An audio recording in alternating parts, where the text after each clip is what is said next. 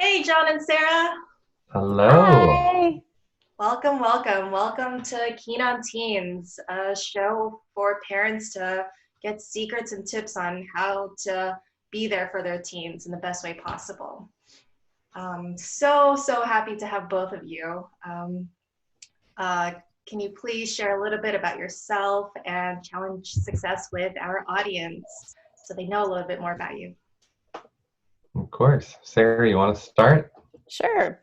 So, Challenge Success is an organization. It's a nonprofit affiliated with Stanford University, where we work with schools and families to help support student well-being and engagement in school. We do that in a variety of ways. We have surveys. We have a program that schools can come to with parents and students, a year-long sort of more intensive program. We also do presentations and workshops at schools and talk to people like you guys. And I'm the Director of Research and Programs at Challenge Success.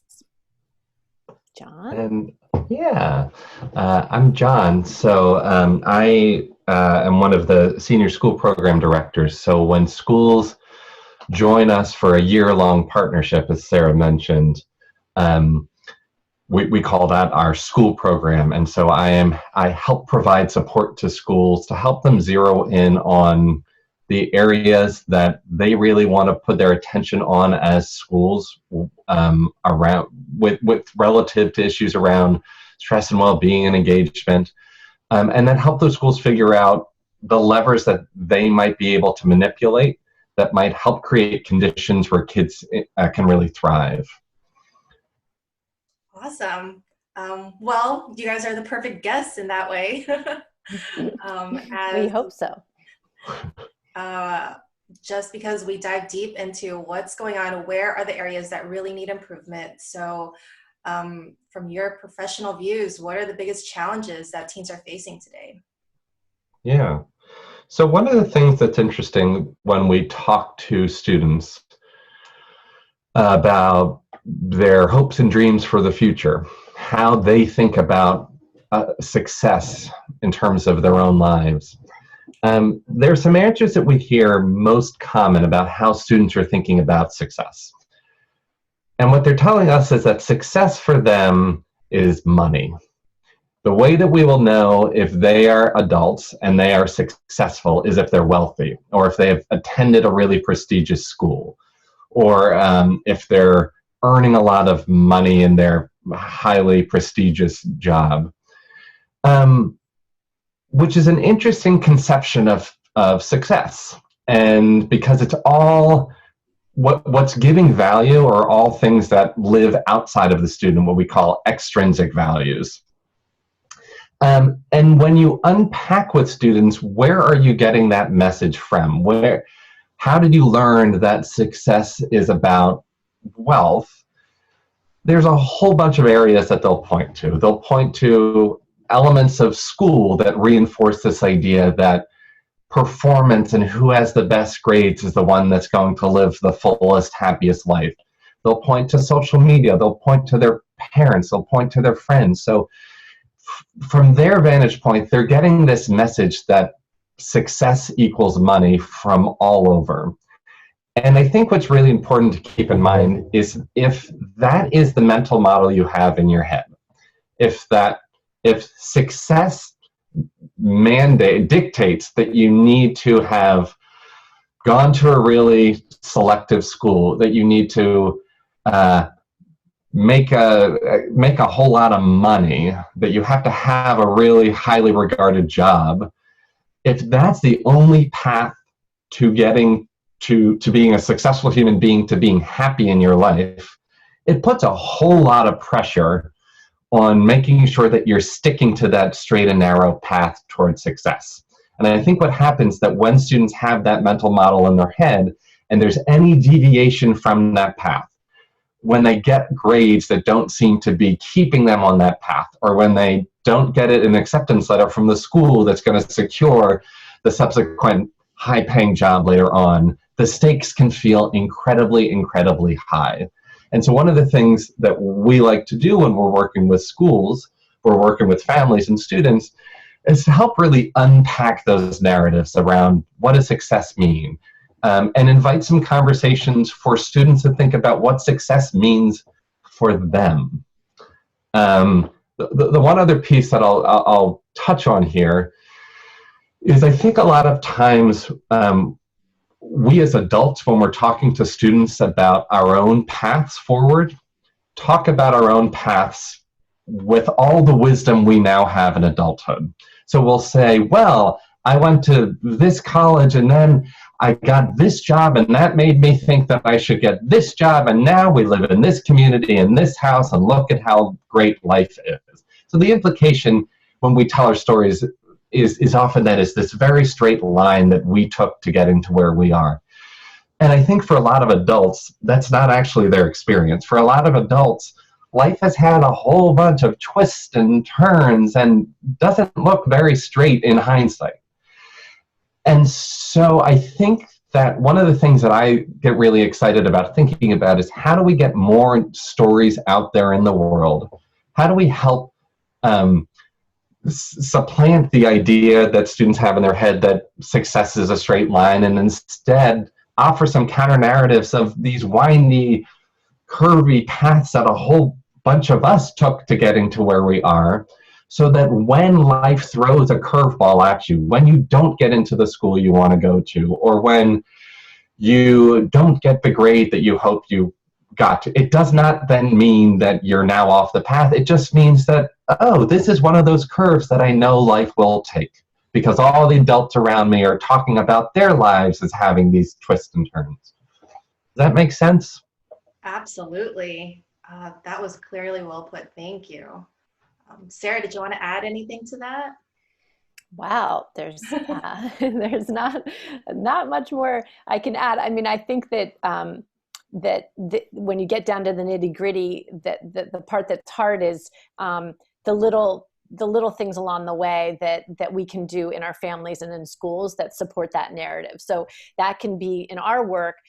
Can look like taking some emphasis off grades, or allowing some space for kids to pursue more things that they choose to pursue in school. So some student voice and choice. So allowing students to, which helps with that windier path, right? It helps them try some things and take some risks that they might not otherwise, get out of their comfort zone. And at home, it can look like spending more time together and doing new things together, or having more time for them, just downtime where they can reflect and consolidate their experiences and be able to look back at sort of their day, their year, their month, and really sort of help them have that time and that space to sort of reflect on life.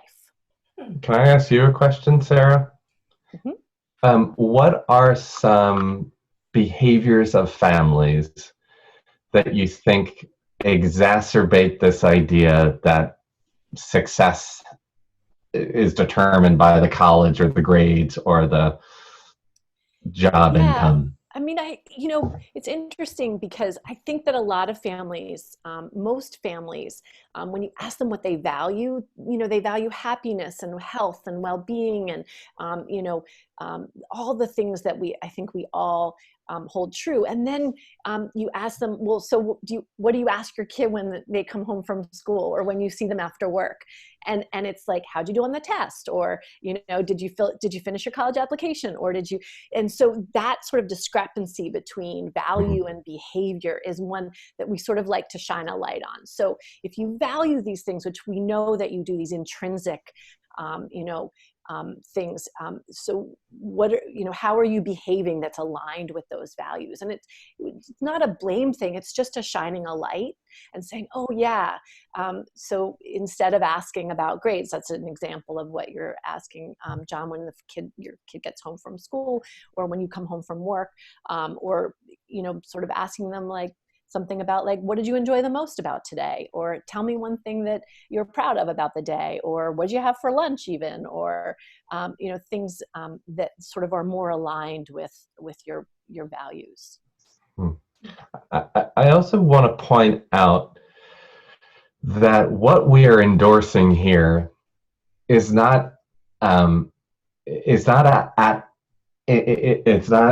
in conflict with the outcomes that parents want for their kids too. It's not as if a parent has to make a decision between a kid having a fulfilled, successful life or giving the kids some downtime and not harping on the grades during school. What the research actually seems to suggest is that if you want kids who are able to adapt to the stressors of life, if you want kids that are able to have healthy relationships with partners, if you want kids who are able to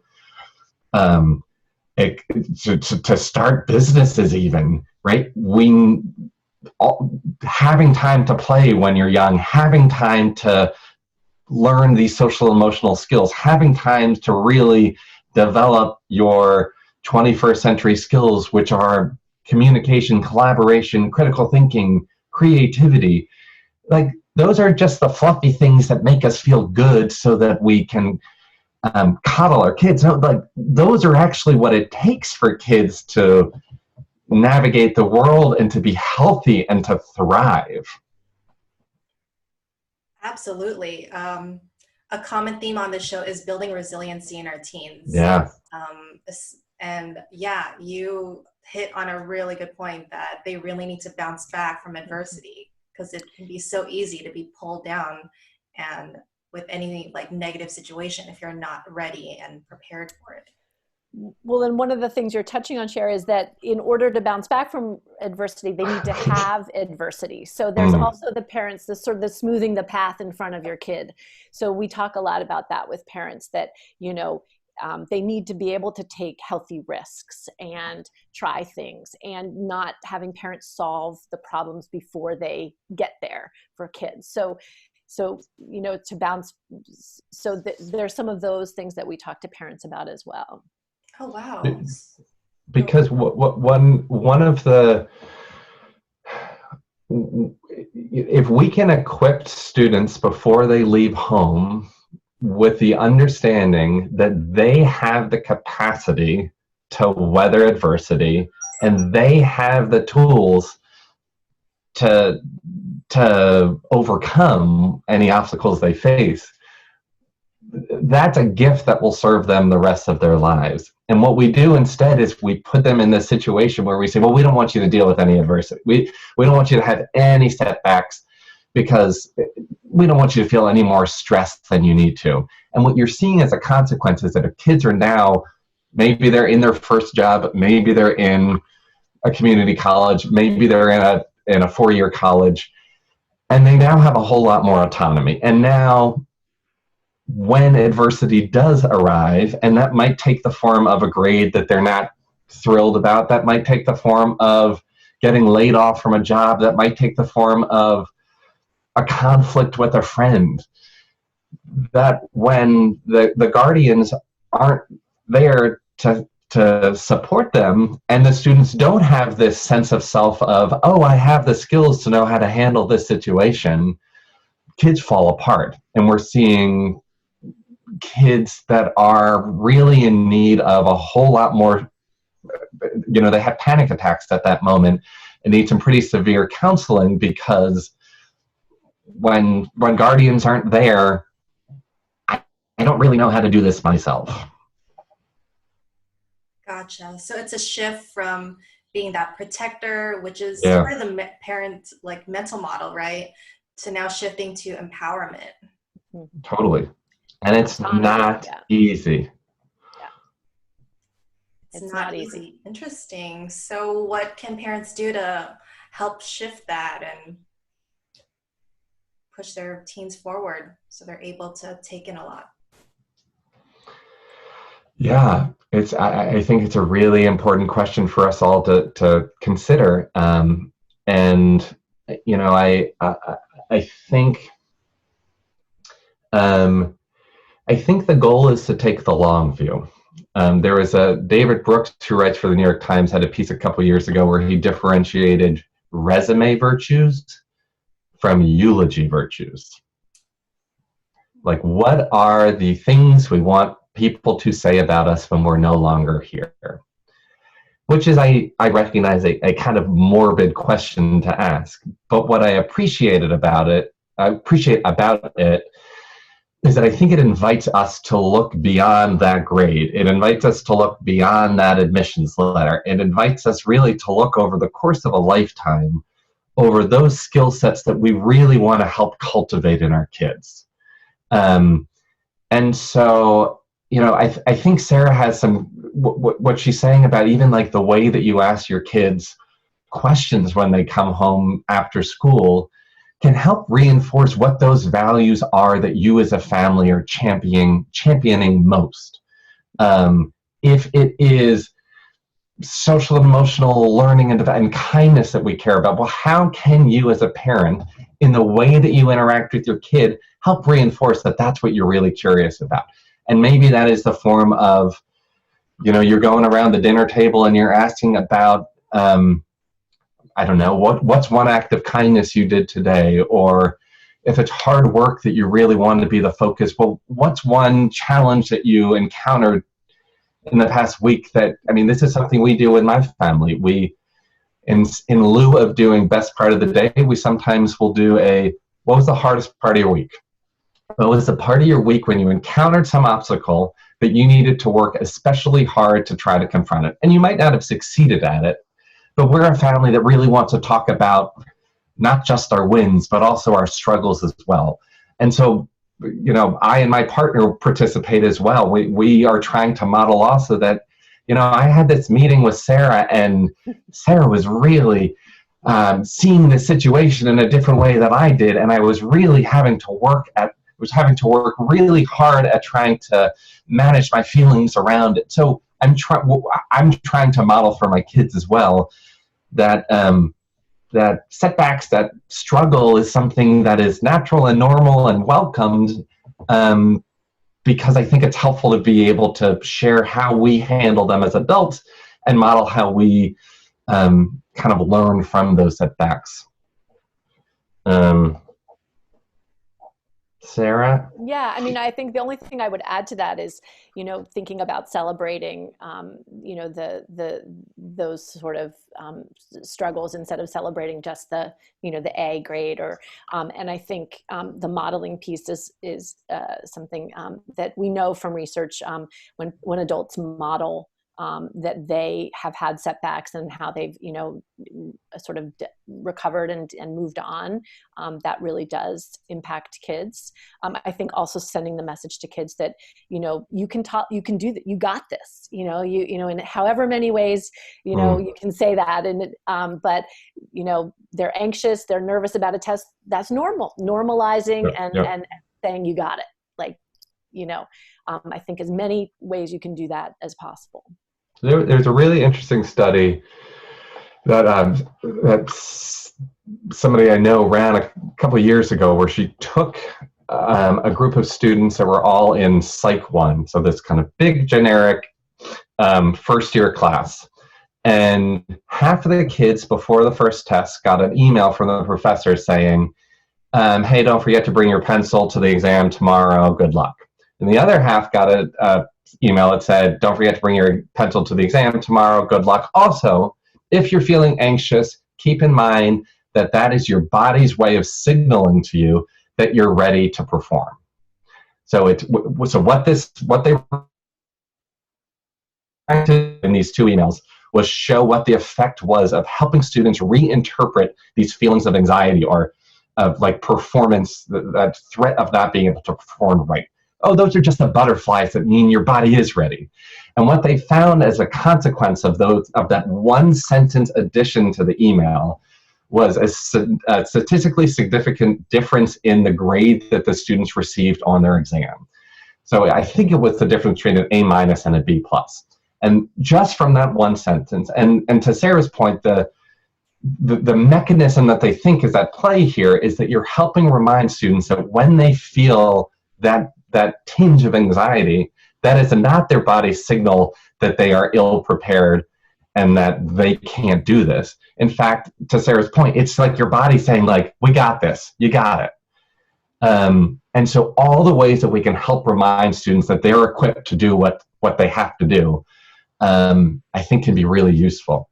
I'm thinking of one thing that we've been doing in my family a lot, that I haven't said out loud. but we try really hard to define the goal, to kind of with the student define the goal for the activity that the student's about to do, my child's about to do. So I have a kid who does not like sports, does not want to play basketball, has a whole lot of trouble with her coordination, and she's doing basketball right now. And ahead of her first practice, she was saying, I am going to be the worst one, and everyone's going to make fun of me, and I don't want to do this. And so the goal that we kind of came up with was, I said, your goal is not to be the best one on the team. That's not what this is after. Your goal is to try to do this activity that's really scary for you. Or maybe your goal is today to like find somebody that you want to talk to. So we've kind of redefined what the goal is. And then when I pick her up, the question is, hey, I know you were really excited to try to take on this activity that was scaring you. How'd that go? Or, hey, I know you were really interested in trying to build a relationship with somebody else on the team. How'd that go? And I think what I'm hopeful that these conversations do is not only help me convey my values about what I want my children to be focusing on, but it also helps model this thing that we hope kids do the rest of their lives, which is not just adopt the goals, the objectives that the world offers you, and instead go, what do I actually care about focusing on with this basketball thing? What would success mean for me in this job that I just started?